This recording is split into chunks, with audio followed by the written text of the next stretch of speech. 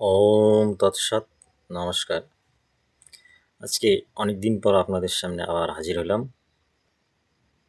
আমার এই আলোচনা যেখান থেকে শুনছেন, সাধুজন, ভক্তজন, জ্ঞানীজন, গুরুজন এবং আমার মা সকল, আপনাদের শ্রীচরণে আমার এই অধমের অন্তরের অন্তঃস্থল থেকে জানাই সশ্রদ্ধ শতকোটি প্রণাম। আজকের আলোচনা মূলত শ্রীরামকৃষ্ণ কথামৃত থেকে মানুষের ঈশ্বরে ভক্তি কি করে হয় সেই নিয়েই সাধক শ্রীরামকৃষ্ণ কি বলছেন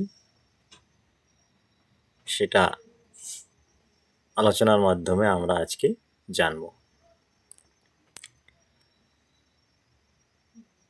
বলছে, ভক্তির উপায়।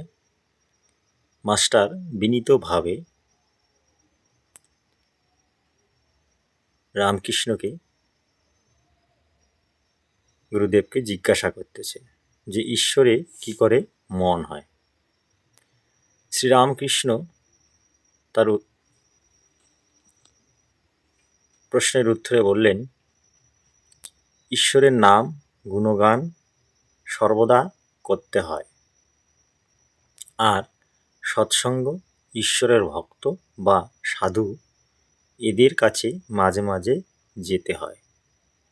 সংসারের ভিতর ও বিষয়ে কাজের ভিতর রাত দিন থাকলে ঈশ্বরে মন হয় না। মাঝে মাঝে নির্জনে গিয়ে তার চিন্তা করা বড় দরকার। প্রথম অবস্থায় মাঝে মাঝে নির্জন না হলে ঈশ্বরে মন রাখা বড়ই কঠিন হয়ে দাঁড়ায়।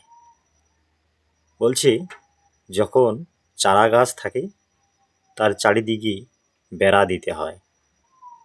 বেড়া না দিলে ছাগল গরুতে খেয়ে ফেলে।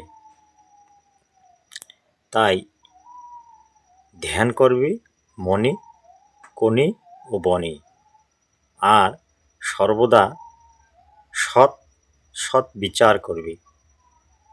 ঈশ্বরই সৎ কিনা নিত্য বস্তু, আর সব অসৎ কিনা অনিত্য।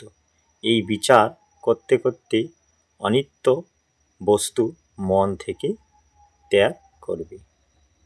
এইভাবেই শ্রীরামকৃষ্ণ খুব সহজ সরলভাবে আমাদের এই ভক্তদের বুঝিয়ে গেলেন যে ঈশ্বরে কিভাবে ভক্তি এবং মন রাখতে হয়।